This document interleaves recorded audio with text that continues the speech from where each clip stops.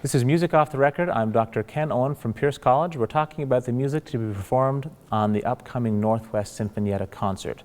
The concert's titled Bach Double Concerto, but we're going to talk about the very last piece, the finale, if you will, for the concert, is the Third Symphony of Schumann, the Rhenish, sometimes called the Rhenish Symphony. So if you watched the other video about the Schumann family and their biography, this symphony was written right after they moved to Dusseldorf. It's been a good 10 years since the first and second symphonies were written. He's accepted a position as the music director there in Dusseldorf along the Rhine River. The people, because it's along the Rhine, the people are called Rhenish, and they're very excited to have him, very warm and welcoming to the Schumanns. So the people are an inspiration to Schumann as he sits down to write this Third Symphony. And the other thing is this cathedral that's there in Dusseldorf. A section of it had just recently been completed. Of course, it's been there since the medieval times, but as things are added on, he went on a tour of it and saw the sections that were just completed. But the grandeur and the splendor of the building were very much inspiring to him, and we'll see that come into the symphony. So, again, named for the people and the sites there in the Rhenish region. But just like his first and second symphonies, Schumann's not going to take the symphony as he's gets it handed down to him from the likes of Beethoven and Mozart. He's going to still be pushing for changes and innovations and finds. So we see some of that, and you can see kind of my little chart up here. We usually have 4 movements for a symphony, and we have 5 in this symphony. Now, it's not all completely new. Beethoven himself also made several changes, including more or different than the usual 4 movements, but it still would have been thought of as 4 movements as the norm for a symphony. So, as you can see in the left-hand column there, usually fast and sonata form is what expected. Schumann's is titled in German instead of the typical Italian tempo markings, but it means lively. And it's kind of in sonata form. It's modified a little bit. It's a little vague, but it's sonata form pretty much. Second movement, we expect in the left column there a slow and lyrical symphony. And then the third movement, we would expect a kind of medium tempo, a dance. It was usually a minuet. Beethoven changed the minuet to a scherzo. Well, for those 2 movements, we look over in that right-hand column, we see that Schumann sticks the scherzo in the second movement, and the title is very moderately, and it's very dance-like, the sound. And so this is where he's flip-flopped a couple of the movements. This should be the third movement, but instead he sticks on the second movement. And you see the third movement titled Nicht schnell, which means not fast. There's our slow and lyrical movement. So he reverses movements 2 and 3. And then we usually have in our left column there the fast, exuberant finale is how we end. But here is where Schumann inserts a 4th movement, titles it Solemnly. This is what we'll talk about in a moment. And the last movement is what we expect for the finale, the faster again. So let's go through and look a little bit at the movements one at a time. Just a note, he composed this whole thing in 5 weeks. Other than Mozart, that's a remarkable speed for any composer. So first movement, again, the big, grand, exuberant, it's major, it's big, most of the movement is very loud dynamically. Think again of the warm public welcome and of the people there in Dusseldorf.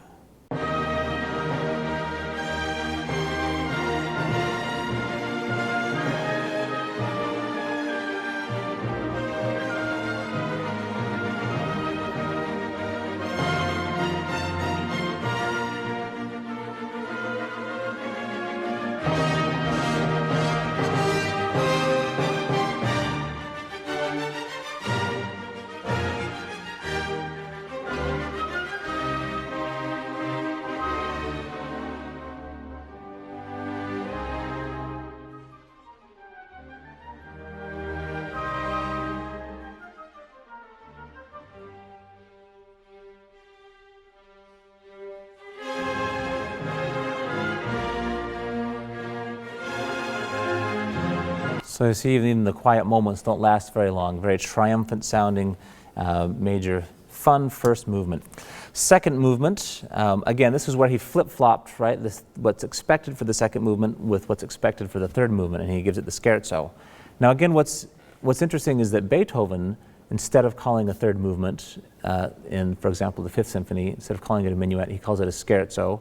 For Beethoven, it's very similar. They're both in triple meter. There was a 3 feel and dance-like structure and things. But Beethoven's scherzo is just way too fast. You couldn't dance the minuet to the scherzo.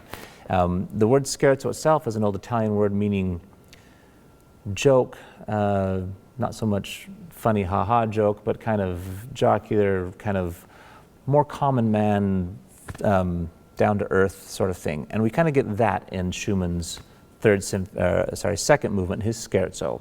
So it's not fast, it's very moderately, remember, is his tempo marking. It's not fast like Beethoven's scherzo, but it definitely doesn't have the aristocratic feel of the minuet that was typical. It sounds more folksy, more the normal people, the common man.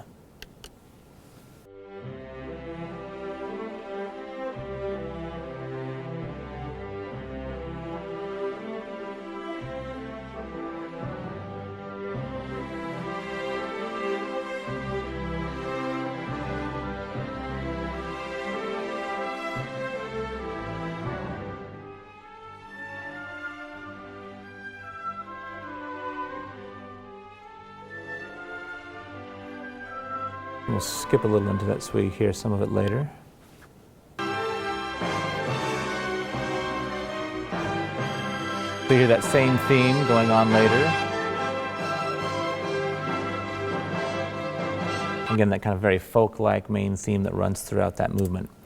Moving on to our third movement, again, this is where we would expect that dance-like movement, and instead this is where we get the slow and lyrical movement.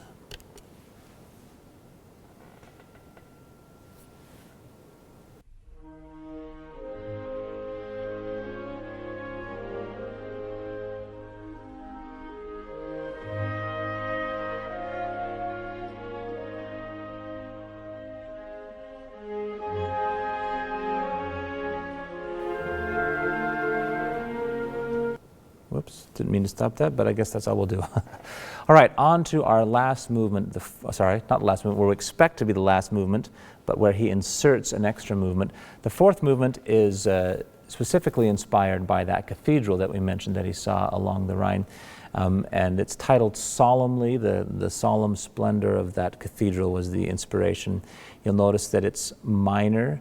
We also will hear some imitation, like the Bach had, where we have the same theme going at different times, which for Schumann would have been, thinking of Bach, a much older music, archaic music that would fit for a great old cathedral.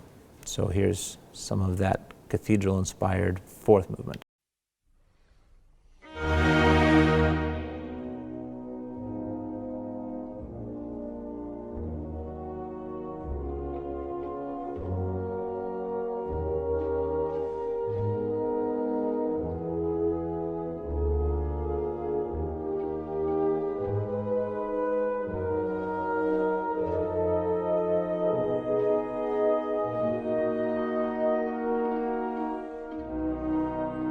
I'm going to skip ahead a little.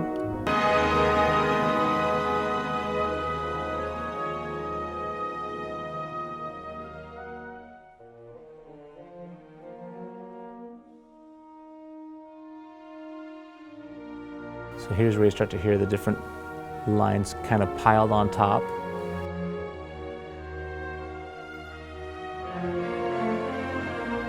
A little bit in imitation of older style music for the cathedral like Bach. And now the final movement. We finally get to it in our fifth movement. It's also, the marking for the tempo is the same as the first movement, but we hear this one is much lighter.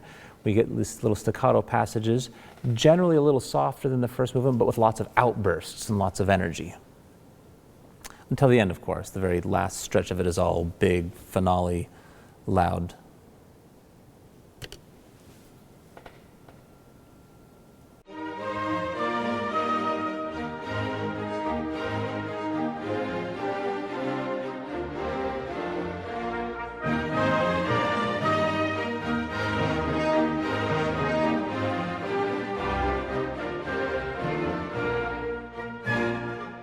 See these little staccato passages, then the kind of loud outbursts.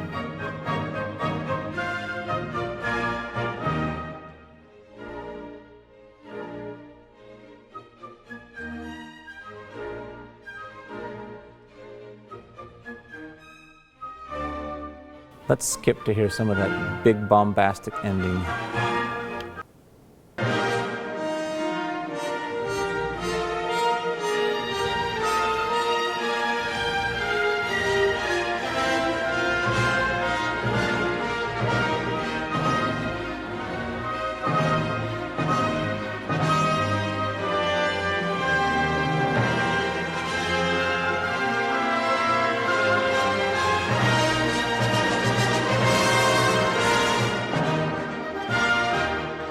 As you can hear, some great stuff for the brass in there. It'll be fun for the orchestra to play. So there are some scholars that talk about this symphony and say that it's more like a suite. Now, when we talk about suite, we usually mean like a group of dances or a group of piano pieces, which Schumann often did, these piano suites. And a lot of them compare it to that piano music and say these 5 movements are more like a picturesque suite than a symphony. It's like taking a walk through a gallery of 5 paintings. And they compare it a lot to his piano suites rather than thinking of it as a symphony. But what do you think? Symphony or suite? Either way, enjoy the concert.